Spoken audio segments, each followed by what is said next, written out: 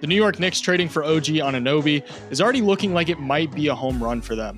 In the short amount of time that he's been with the team, the Knicks have gone on a 4-game winning streak, and they've kicked off 2024 with the 10th best offense, 2nd best defense, and the 2nd best net rating in the NBA since the start of the calendar year. Losing Immanuel Quickley and RJ Barrett was, of course, a bittersweet part of the process of bringing OG to New York, but in the long run, I think this trade is going to pay off big time for the Knicks. So let's dive into everything that we've seen from OG and the Knicks on the defensive end thus far to see how he's elevated them to this new level.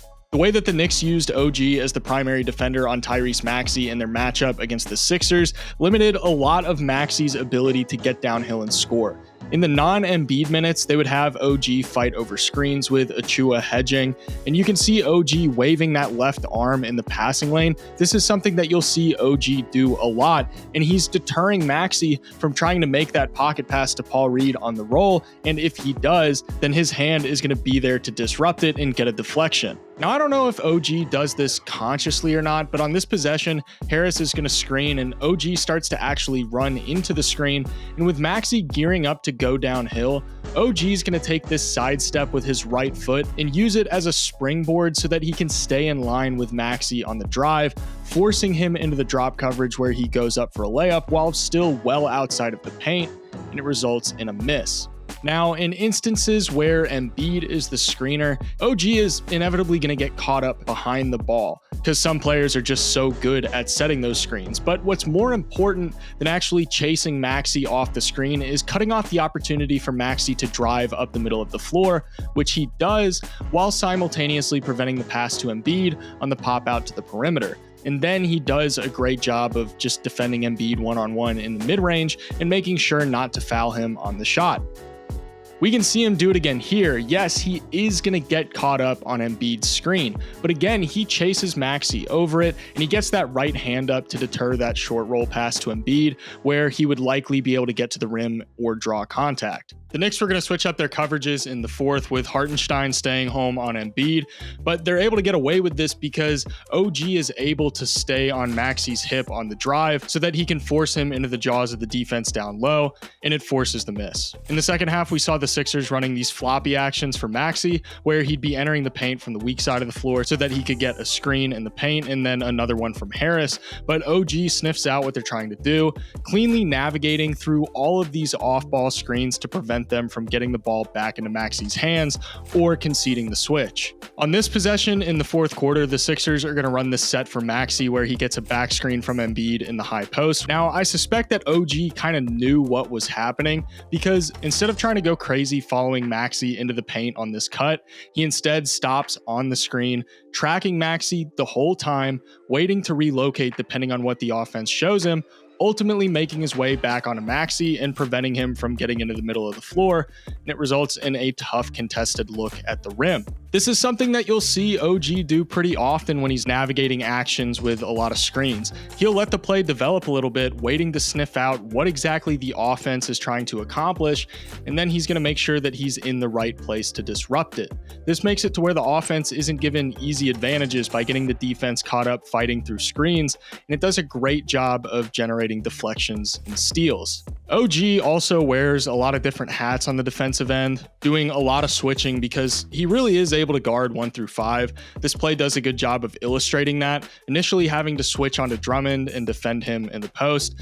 Then Drummond is going to go set a screen for White, but this is when OG is going to send a hard hedge, forcing the ball out of White's hands, and he recovers back onto Drummond to prevent any entry pass. He doesn't concede a switch if he doesn't need to, though, and he will chase ball handlers over multiple screens like he did with Anthony Edwards, continuously applying pressure throughout the entire possession so that he wasn't able to capitalize on a mismatch.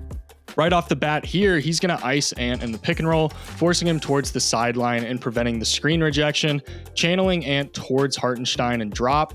And we once again see him waving that hand in the space where Ant might make a roll pass to ensure that there is some sort of deterrence. And ultimately, Ant gives the ball up to the corner when the defense doesn't really give him a whole lot to work with.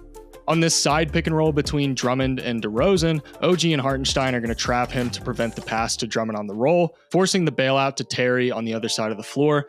The problem now is that the defense is in rotation, with DiVincenzo having rotated to cover Drummond and now having to cover for Randle, who gets beat by 𝙖𝙗𝙤𝙪. As the Knicks start to collapse towards the basket, Caruso is left open on the weak side corner, but OG is going to make the right rotation, knowing that Brunson's going to be able to rotate onto DeRozan and Randle will be there to cover Terry.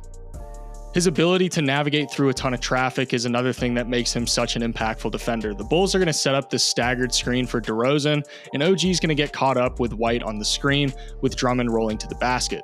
DiVincenzo and 𝙖𝙗𝙤𝙪 are trapping DeRozan on the ball, with Brunson and Randle as the low men, so OG is going to tail Drummond a little bit, but he doesn't overcommit, allowing him to be right there on White when DeRozan gets the ball to him. On this horns action, he's going to commit to doubling DeRozan on ball screens like they've been doing throughout this entire game, and DeRozan's going to send the ball back to White.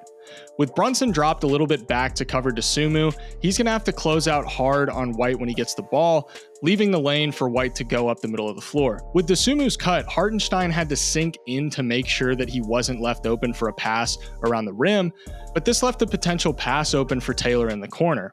OG recognizes that, and when he slides over to help on the drive, instead of preemptively switching onto Taylor, he's instead going to put himself near the free throw line so that when that pass is thrown, he can just jump up and deflect it, forcing the turnover. Really what OG does, aside from just being a really strong on-ball perimeter defender, he also cleans up a lot of the holes in their defense. We don't have a ton of a sample size to go off of yet, but in the short amount of time that he's been in a Knicks jersey, some of his impact numbers are insane. In 279 possessions with him on the floor, they're only allowing 95.8 points per 100 possessions, and their defense in the half court with him on the floor is even more ridiculous, only allowing 83.6 points per 100 possessions. Those numbers are insane, and don't get me wrong, they're probably going to come back down to earth to some extent as we get a larger sample size with him in New York, but it's a stark improvement from how the Knicks had performed defensively prior to the trade. I don't think a lot of people realize just how much they were struggling. Pre-trade, their defense was just below average in both overall defensive rating and half-court defensive rating, but since the trade, they're well above average in both. The Knicks had very good individual defenders. Mitchell Robinson was fantastic prior to his injury, and longtime viewers of the channel know how much I praise Immanuel Quickley for his incredible defensive talent, but one of the reasons I like this trade so much for New York is because of how OG acts as the glue to really bring their entire defense together. Him and 𝙖𝙗𝙤𝙪 have been fantastic as a defensive duo in the pick and roll, and the Knicks just make way more sense now as a defensive unit. Teams are always looking to balance offense and defense, understanding that, yes, you want to be good at both of them, and you need to be to win a championship, but oftentimes teams can really only be great at one or the other. Prior to the OG trade, the Knicks were the 10th best offense in the NBA, but they were the 20th ranked defense. To truly compete this year, they needed to potentially sacrifice a little bit of offense for some better defense. Now the Knicks have the best defense in the NBA since the trade, and they still have a top 10 offense. That is a lot more in line with what's usually expected from a contender, being top 10 in both offense and defense. And even though they lost Quickley, who's both a great offensive and defensive player, OG is still more than capable of holding his own on the offensive end, and the defensive boost that they've gotten is already paying dividends. So do you guys think that this trade makes the Knicks legitimate threats to come out of the Eastern Conference? Be sure to let me know in the comments below. If this is your first time visiting my channel, first of all, thank you so much for watching. Second of all, if you want to see more stuff like this, go ahead and hit that subscribe button, turn on that notification bell. As always, huge thank you to my patrons for helping support the channel and make these videos possible. Thank you all so much for watching, and I'll see you in the next one.